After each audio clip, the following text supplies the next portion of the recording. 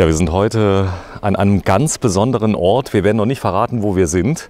Und hier steht er, ein Concorde Alkoven, hätte ich fast gesagt. Also das ist schon fast zu wenig, denn er ist auf Basis Artego 1230 und er steht gerade an der Befüllung des Wassers. Der ist hier direkt angeschlossen und auf der rechten Seite ist einmal Klaus Hühnerkopf. Ich grüße dich, Klaus. Hallo, grüß dich. Ja, und hier ist wer? Der Armin Schuchert. Ja, Armin, grüß dich. Du hast eine Frau mitgebracht. Ja, die Astrid, hallo. Hallo Astrid, das heißt, ihr macht jetzt erstmal neues Wasser rein, oder? Ja, das ist von Vorteil, wenn man ein bisschen Wasser im Auto hat. Aber was geht da ungefähr rein? 350 Liter. 350 Liter, das heißt, allein das Einfüllen dauert, wenn es leer ist, ungefähr 10 Minuten? Halbe Stunde. Eine halbe Stunde? 23 Liter musst du rechnen pro Minute. 23 Liter pro Minute. Also sag ich mal, ja, 10, 15 Minuten. So. Aber das kommt drauf an. Das kommt drauf an, wie der Druck da ist. Ja, genau. So, wir schauen uns das mal an. Das hier ist nämlich die Entsorgungsstation. Wir stehen auf einem ganz besonderen Platz, ja. Denn VB, das heißt wahrscheinlich Vogelsbergkreis, oder? Ich zeige das mal gerade. Das ist gar nicht so weit her. Wir sind nämlich mitten in Hessen. Auf welchem Platz sind wir hier? Urbachtal. Urbachtal, ja. Das ist nämlich das, was wir im Prinzip die Katze mal auf den Sack lassen wollen. Der ist nämlich preisgekrönt, der Platz, richtig? Das stimmt, ja. Wir sind 5 Jahre hintereinander Leserwahl vom Bromobil. Haben wir den besten Stellplatz in Deutschland gemacht, bis Kategorie 50. Und sind dieses Jahr vom DCC als Europas bester Stellplatz nominiert worden. Also ist schon nicht schlecht, sag ich mal. Ja, das stimmt. Und hier steht, das ist ein großes Wohnmobil. Ihr habt unglaublich viele große Wohnmobile hier, oder? Ja, also bei uns sind verhältnismäßig für die Stellplatzgröße stehen unheimlich viele große Fahrzeuge. Ob Concorde, SCX, ob Varios, Morelos, alles quer durch die Bank weg. Ne? Alles von die Dickschiffen sind fast alle hier. Wenn du mal kurz mit mir mitkommst. Ihr habt ein wunderschönes Wohnmobil und ihr habt eben zu mir gesagt, man müsste auch mal innen sehen. Ist das recht neu? Jetzt wird es ein Jahr. Ja. Und ja, es ist toll. Es ist auf Basis von Mercedes-Benz. Ist es denn leise innen, wenn man fährt? naja, den Motor hört man schon. Den Motor hört man schon, so ein kleines Klappert bisschen. Gar nichts. Es klappert nichts. Wir schauen uns mal gerade. Die Treppe hat wie viele Stufen? 3 Stufen kommen raus. Das heißt schon, man geht etwas höher. Insgesamt 1, 2, 3, 4, 5, 6 Stufen hat man. Ich darf mal kurz reingucken? Ja. Sekunde mal. Das ist so... Wow. Hat unglaublich viel Platz. Ein Doppelbett hinten drin. Und der Klaus kommt mal ganz kurz mit. Eine große Küche ist mit dabei. Ja, das ist jetzt was Besonderes. Ich habe hier einen Alkoven, das heißt, ich habe zweimal festes Bett, richtig? Ja, so einmal hast du hinten das Bett und vorne hast du dann auch noch ein Bett. Aber die meisten Alkovenfahrer nehmen eigentlich den Alkoven als Ablage. Und ja, die einen fahren integrierte, mögen halt das Panoramafenster und die anderen mögen halt Alkoven. Alkoven oder hat halt auch den Vorteil, finde ich, hast halt vorne auch noch 2 Türen. Was halt beim Integrierten immer schlecht ist, du musst immer komplett durchs ganze Auto laufen, ne? Wenn du mal schnell ein- und aussteigen willst. Das ist aber hier eine Durchreiche, gibt es nach vorne. Ja, da gibt es hier hinter, die Polster kannst du rausnehmen und dann kannst du hier durchgehen. Das ist eine Schiebetür dahinter. Und ja. Das ist Wasserbüffelleder vom Rühl. Nochmal bitte. Das ist weißes Wasserbüffelleder. Stimmt das wirklich? Ja, Okay. Ist das gut, das Leder? das ist höchste Spitzenklasse. Okay. Ja, ihr habt das selbst natürlich ausgestattet. Das heißt, ihr habt im Prinzip alles Design, was hier drin ist? Ja, die Ledergeschichte hier, die Küche. Okay. Es ist äußerst geräumig, muss ich sagen. Das heißt, wenn man so drin ist und sieht so den Alkoven, dann denkt man immer so ein Alkoven, der ist eventuell ein bisschen kleiner, weil ja vorne der Bereich, der unten drunter ist, nicht integriert werden kann. Aber ich bin doch überrascht, wie groß es ist. Ja. Und das Auto ist extrem wendig. Wir haben nur 4,40 Meter Radstand bei 8,90 Meter Länge. 8,90 Meter. Wenn man dann so durchgeht, interessant ist, ich habe hier eine Mikrowelle mit drin. Das heißt, oft ist ja oben ein Backofen. Das ist keine Mikrowelle. Das ist ein Dampfbackofen. Echt? Ja. Okay. Haben wir nachträglich eingebaut bei dem Auto. Und den Kühlschrank auch, ne? Ja. Armin war auch vorher, da ist der neue Dometic drin, den du beidseitig öffnen kannst. Ne? Ja. Also im Endeffekt rechts, links. Ne? Dann haben wir hier den was ist ein Mikrowellen-Backofen, ne? Ja, genau. Haben wir mit eingebaut. Also hier hast du den Wassertank. Jetzt muss man sagen, das Auto kommt ja schon per se ab Werk schon mit richtig guten Sachen drin, ja. Das hat euch nicht gelangt. Nee, das, was da eingebaut war, das war, naja, mit Verlaub. Schwierig. Okay, Altbacken war drin. Aber es hat funktioniert, sagen wir es mal so. Ja, es hat funktioniert. Die Küche, die sie da einbauen, die ist von einem Designer kreiert. Nutzlos, die Originalküche, die da drin war. Das ist eine Küche, da kannst du dann arbeiten. Nochmal, ihr habt jetzt die Küchenplatte auch neu gemacht, oder? Alles, der ganze Block ist vom Klaus hier neu gebaut. Ja, genau. Hier war ein Gaskochfeld drin, was die ganze Arbeitsfläche übergenommen hat. Und jetzt haben wir hier Induktionskochfeld reingemacht. Achso, da vorne ist Induktion mit drin. Das ist Induktion, da läuft alles über Strom. Den haben wir ja auch komplett umgerüstet mit Lithiumbatterien vom Mastervolt und einen anderen Wechselrichter reingemacht. Ja. Hier haben wir ein größeres Waschbecken reingemacht. Hier unten die Küppersbusch. Klarstein ist das, ne? Klarstein, ja. Spülmaschine reingemacht, das sind andere Fronten. Hier haben wir Steckdosenleiste. Ist alles ein bisschen umgebaut worden. Nochmal, der komplette Möbelbau von hier ist neu. Der ist neu. Das ist komplett neu. Hier die Seitenwand ist geändert worden. Ja. Das war vorher so schwarz glänzend. Das war halt immer das Problem. Da siehst du sofort, wenn ein bisschen Fett oder was hast, die Finger drauf. Das haben wenn du mal gerade so lieb bist, Klaus, das unten mal öffnest, dass man da mal reinguckt. Das ist tatsächlich eine Spülmaschine, oder? Ja, klar. Dann hast du hier Klarstein. Also ich sag mal, ist schon nicht schlecht. Ja, die gibt es einmal hier mit der kompletten schwarzen Blende, passt eigentlich auch gut dabei, das haben wir jetzt gelassen. Man kann das auch mit einer Holzverkleidung machen, ne? Ja. Aber das passt halt auch hier zum Kühlschrank und zu einer anderen Ansicht. Ne? Es sieht so aus, als wäre es schon immer so gewesen, als käme es so ab Werk. Ist das gut gemacht? Hat das gut gemacht? Das ist höchste Güteklasse, muss man sagen. Ja. Dann hier die Auszüge, das war hier ein ganz schmaler Kleiderschrank. Ne? Da haben wir uns hier Apothekerauszüge drin bauen lassen. Auszüge reingemacht. Stabile Ausführung. Ja. Okay. Das war normale Tür, ne? Ja. Da ist jetzt der Vorteil, ich ziehe einfach dran und habe alles drin. Genau. Jetzt ist natürlich auch klar, wenn hier jetzt die Spülmaschine drin ist, ist der Platz natürlich weg gewesen. Das heißt, der musste auch eine Alternative finden, oder? Ja, gut, wir haben einen riesigen Kofferraum, da haben wir auch noch Equipment unten. Hier ist der Mülleimer. Ja. Der war vorher so auch nicht drin. Nee. Das ist die Küche, die war eigentlich nur zum Angucken da. Hier siehst du auch nur, die Blende ist hier reingesetzt, weil hier hinter das Spülbecken ist. Ne? Ja. Das haben wir als Blendstück gemacht. Und ja gut, das sind hier so fertige Einsätze. Ne? Ja, das ist auch, das haben wir auch. Hast du schon mal gesehen? Nee. Sag mal. Jetzt muss ich mal kurz da reinfilmen. Das hat im Prinzip, welche Funktion hat das? Ja, da kann ich hier einen Lappe dranhängen. Ach, nee. Ja. Wenn ich es nicht brauche, nehme ich weg. Da ist ein Magnet dahinter. Da ist ein Magnet dahinter. Okay, das heißt, das muss auch magnetisch sein. Ihr habt dort einen Adapter drin oder ist das Edel? Nee, es ist dann kein Edelstahl. Hier sitzt der. Nur an der Stelle. Der ist angeklebt von der Innenseite. Okay. Das ist normal Edelstahl. Hast du ja das Problem. So, jetzt das ganz große Thema ist natürlich die Stromversorgung in so einem Fahrzeug. Das heißt, wir stehen jetzt hier und das Fahrzeug kam ab Werk mit welchen Batterien? Was war hier drin? 370 Ampere Lithium. Gel. Ist denn eine Gelbatterie, ist das sinnvoll bei so einem großen Auto? Ja, eigentlich in der heutigen Zeit nicht mehr. Also jedes Handy hat heutzutage eine Lithiumbatterie, weil das Problem ist, wenn du hier Induktion hast oder hast du Kaffeemaschinen laufen und alles drum dran. Ihr habt hier oben auch die Kaffeemaschine dran. Wo denn? Wo ist sie? Hier. Oh nein! Und wenn du bei einer Gelbatterie mehrmals hohe Ströme wegnimmst, dann geht sie in die Knie. Und das macht halt die Lithiumbatterie nicht. Ne? Die Lithiumbatterie und sie ist halt auch schneller aufgeladen. Du hast schon Vorteile. Und mit der Technik, was heute verbaut wird in einem Wohnmobil, ist das was anderes. Ich meine, früher, wenn wir mal gecampt sind und haben uns auf dem Gaskocher das Kaffeewasser gekocht, da war das was anderes. Aber ich meine, das ist in dieser Größe von Fahrzeugen ist das schon ziemlich Standard. Eine Kaffeemaschine, Mikrowelle oder Induktionskochfeld, das ist eigentlich heute, ja, in dieser Größe macht man das schon rein. Jetzt ist es ja so, die meisten Frauen, die haben ja keine Lust zu spülen zum Beispiel. Das heißt, auch das Thema Waschen ist ein großes Thema. Ist schon eine Waschmaschine drin? Ja, im Kofferraum. Sag mal. Echt? Ihr habt eine Waschmaschine drin? Ja. Das muss ich mal gleich mal zeigen. Wir kommen auf jeden Fall gleich noch mal kurz rein, gucken uns das Ganze an. Im Kofferraum ist die Waschmaschine. Heute kriegen wir auch eine Waschmaschine, muss ich sagen. Und die ist etwas anders. Mit Zapfanlage? Mit Zapfanlage. Zeig mal.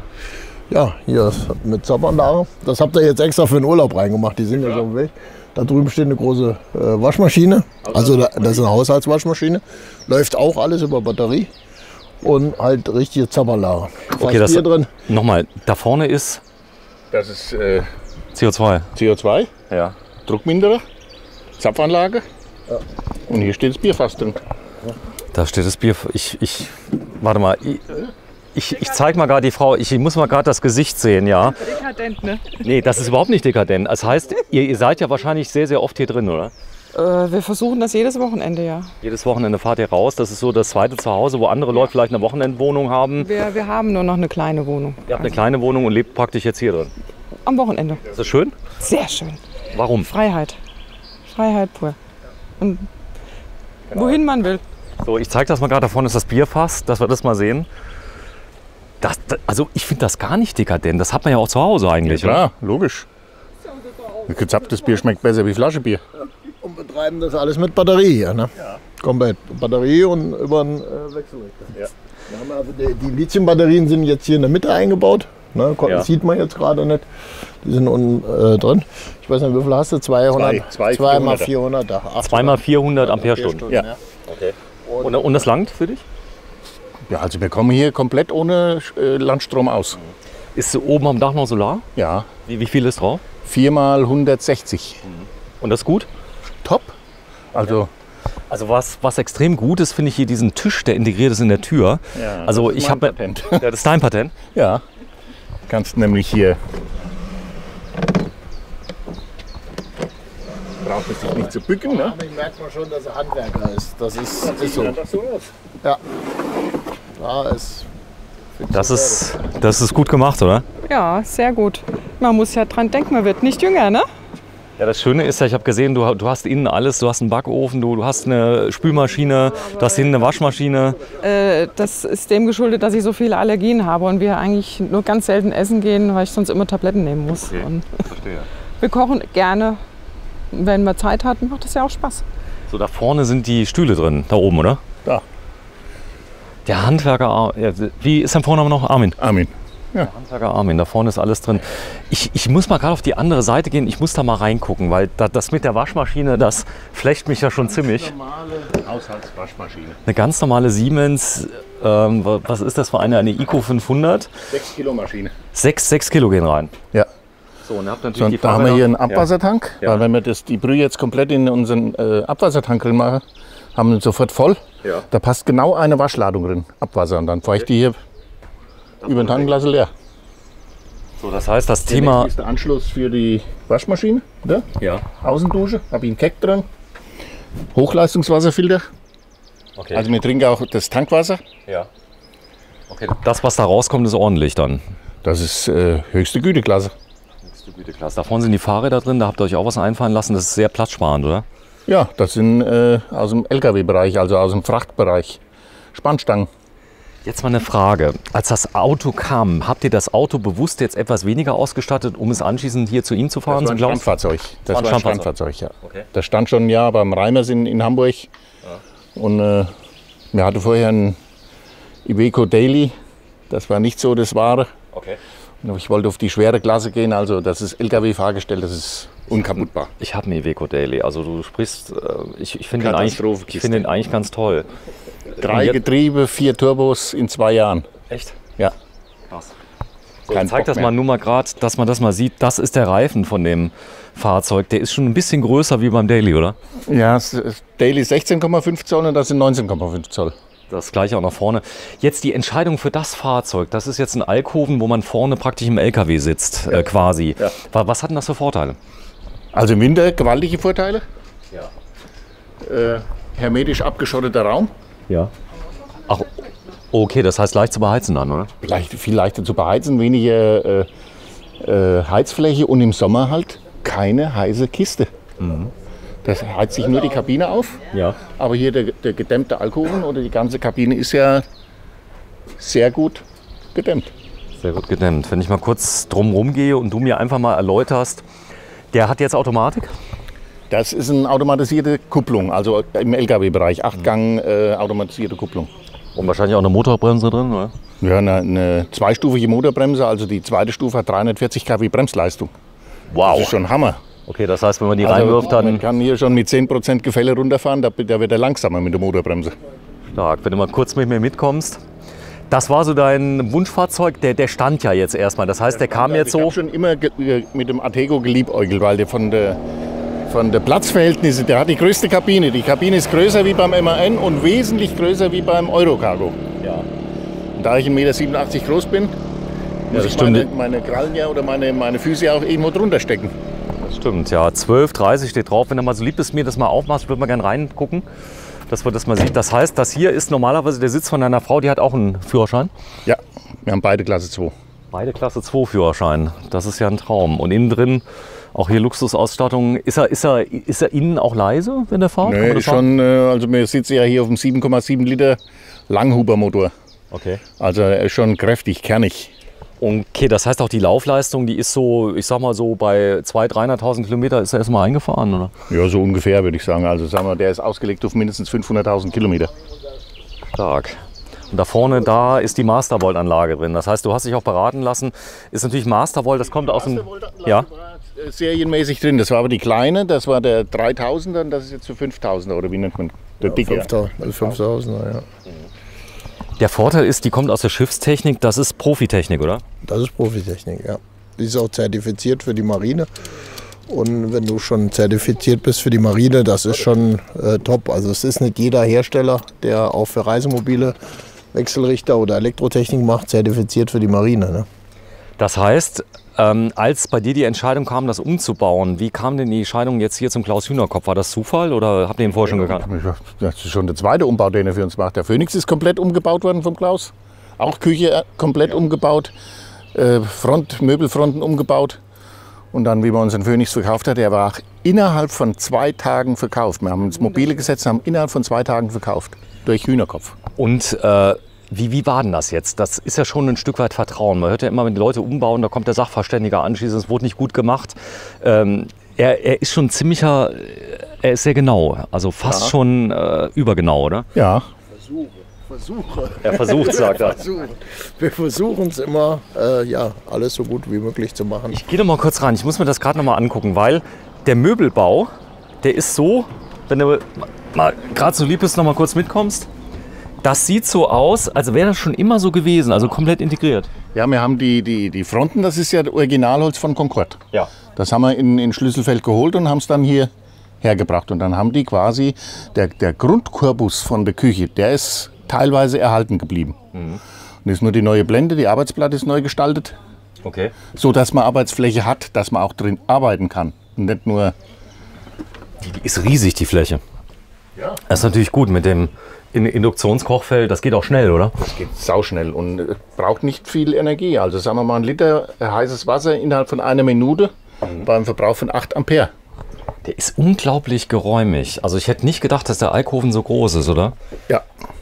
Ja gut, man merkt hier auch die Außenbreite 250, Innenbreite 235. Das ist schon, diese 15 cm mehr wie beim Vorgänger ist schon gewaltig. Der Alkoven hat den Vorteil, wenn einer mal seine Ruhe haben möchte, ja, dann kann man sich aus dem Weg gehen, so ein kleines bisschen. Du schnarchst sowas? Ja, ab und zu mal. Wenn wir ein bisschen viel aus der Zapfanlage genommen haben, dann kann ich hier abhauen. Dann lege ich mich oben hin. Der ist riesig, der ist 1,60 mal 2,30. Ja.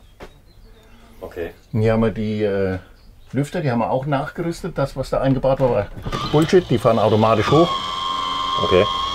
Ach, die fahren automatisch hoch? Ja klar. Mit Regensensor. Ich muss die jedes Mal hochkurbeln bei mir. Mit Regensensor? Mit Regensensor. Und das haben wir bewusst, das hatten wir im Phoenix auch schon. Wir haben 2 Stück gemacht. Ach so, ziehen und blasen. Einer zieht und einer drückt. Und da haben wir innerhalb von Minuten haben wir hier kühl. Und das ist natürlich eine gute Idee. Ja, die Besonderheit, ich habe hier einen Handtuchhalter mit drin. Ich habe eine richtige Jagertoilette. Ja, die ist toll. Das heißt, die kann man auch prima reinigen, oder? Ja, das geht einwandfrei. Das heißt, das, was jetzt da reingeht, geht ja nicht in eine kleine... Nee, das geht in 230 Liter Fäkaltank. Der wird anschließend entsorgt. Und hier vorne das Bett, das ist aber schon sehr angenehm, die Größe, oder?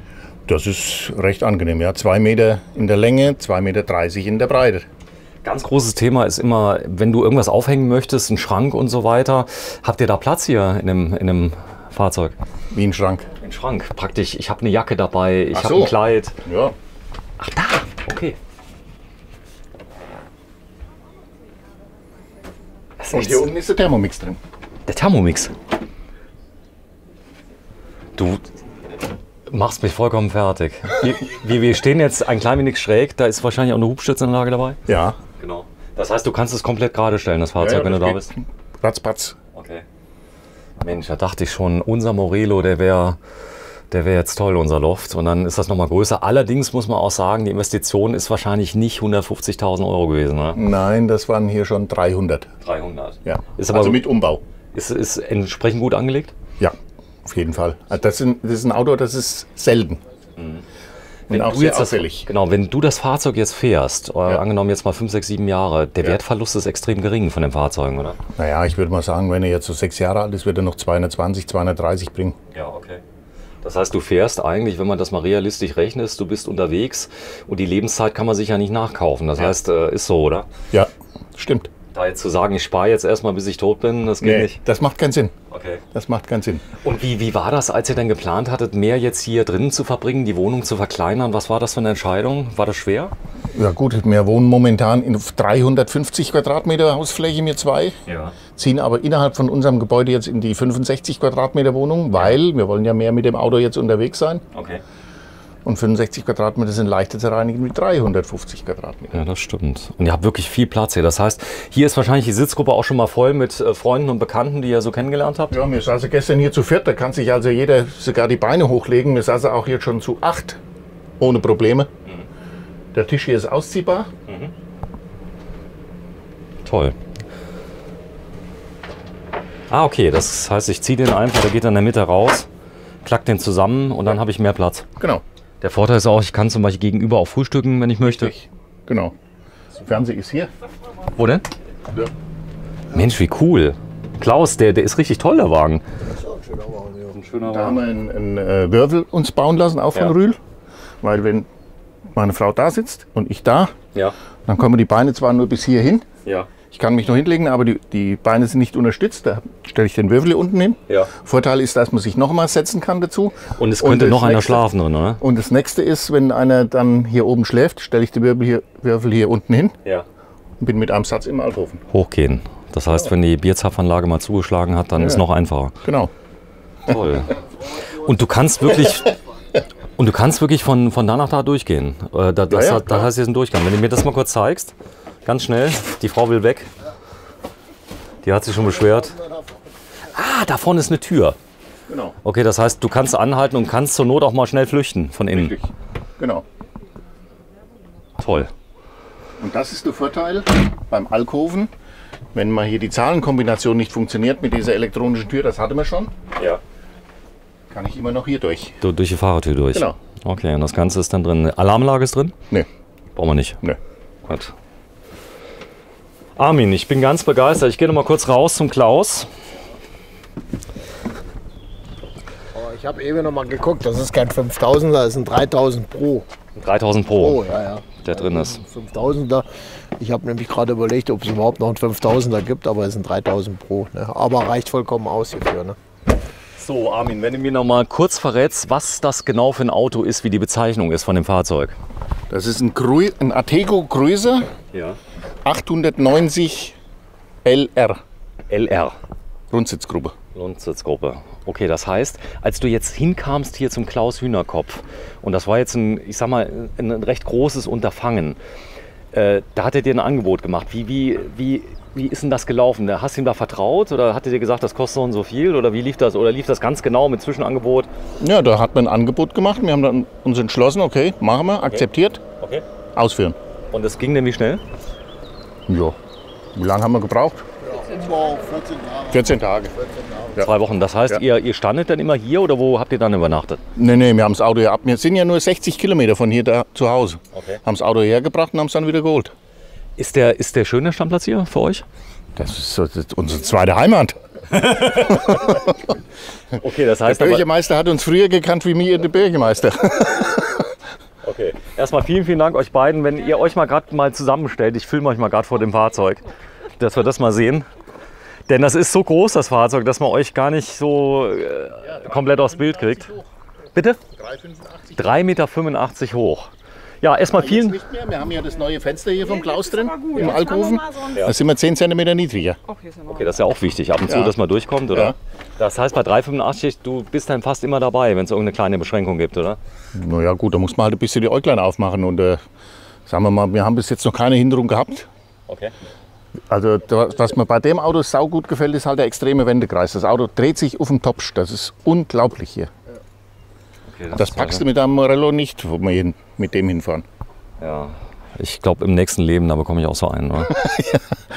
Ja, erstmal vielen Dank, Klaus Hühnerkopf. Wir sind auf dem Stellplatz, Name?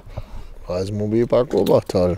Urbachtal. In Ort? Im Neukirchen-Knüllgebirge, im schönen Neukirchen-Knüllgebirge. Im schönen Neukirchen-Knüllgebirge. Ja. Erstmal vielen Dank euch allen. Und da steht er, der Artego Cruiser aus dem schönen Vogelsbergkreis.